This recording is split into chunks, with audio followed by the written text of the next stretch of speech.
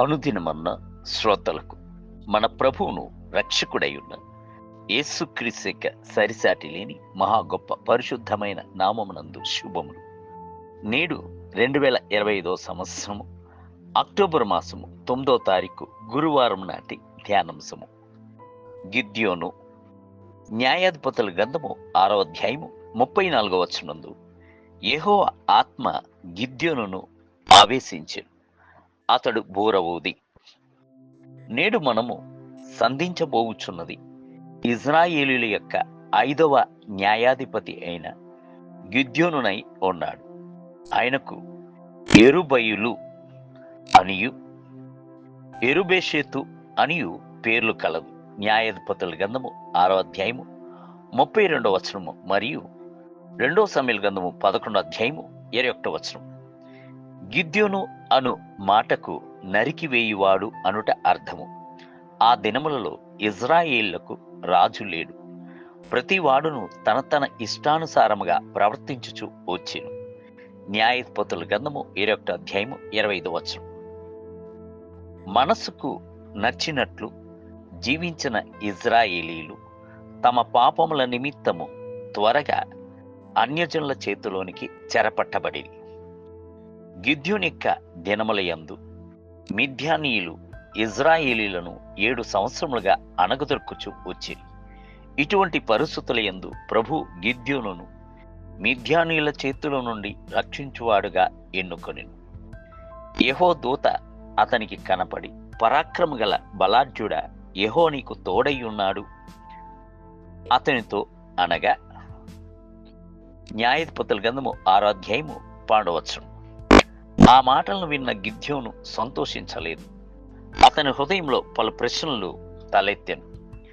గిద్యోను చిత్తము నా ఏలినవాడా, దేవదూతను చూచి, యెహోవా మాకు తోడై ఉండినెడల ఇదంతియు మాకేలా సంభవించెను.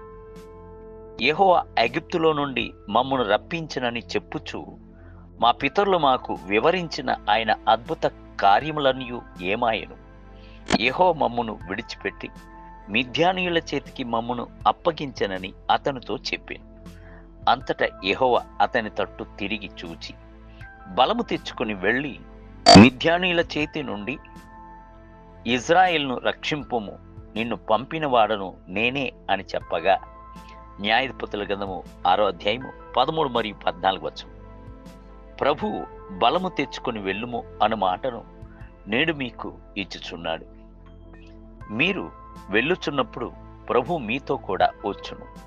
మీరు వెళ్ళుచున్నప్పుడు పరలోకమును, దేవుని దూతలను, కేరుబులను, శరాబులను మీతో కూడా వచ్చును. ఎన్నడూను మీరు ఒంటరిగా ఉండటలేదు. బైబిల్ గ్రంథము సెలవిచ్చుచున్నది, మీలో ఉన్నవాడు లోకములో ఉన్నవాని కంటే గొప్పవాడు. యోహాను రాసిన మొదటి పత్రిక 4వ అధ్యాయము 4వ వచనం. నన్ను బలపరచుచున్న క్రీస్తు నందే నేను సమస్తము చేయగలను. ఫిలిప్పీయులకు రాసిన పత్రిక 4వ అధ్యాయము 13వ వచనం. బలము తెచ్చుకొని వెళ్ళుము. న్యాయాధిపతుల గ్రంథము 6వ అధ్యాయము 14వ వచనం. అవును, మీకు పరిశుద్ధాత్మనిక బలము ఉన్నది. పరిశుద్ధాత్ముడు వచ్చుచున్నప్పుడు ఉన్నత బలము మీపై దిగి వచ్చుచున్నది. పరిశుద్ధాత్ముడు మీ మీదకు వచ్చుచున్నప్పుడు శక్తి పొందుకొందురు. అపోస్తలుల కార్యం 1వ అధ్యాయం 8వ వచనం. కావున ఎక్కడికి వెళ్ళినను మీరు కలిగి ఉన్న పరిశుద్ధాత్మిక బలముతో వెళ్ళుడి. ప్రభు యొక్క మాట చొప్పున గిద్యోను బయలుదేరి వెళ్ళినప్పుడు మిద్యానీయులను హతమార్చెను. సముద్ర తీరపు ఇసుక రేణు వలె ఉన్న విస్తారమైన వారిపై జయము పొందాను. దేవుని బిడ్డలారా, గిద్యోను యొక్క దేవుడు మీ యొక్క దేవుడు. గిద్యోను యొక్క ఖడ్గము నేడు లేఖన గ్రంథముగా మీ యొక్క చేతుల్లో ఉన్నది.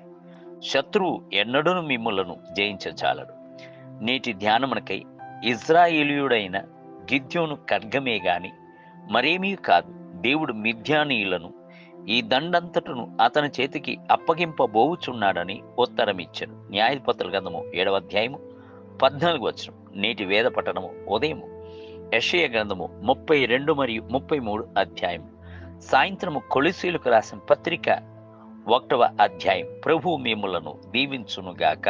ఆమేన్.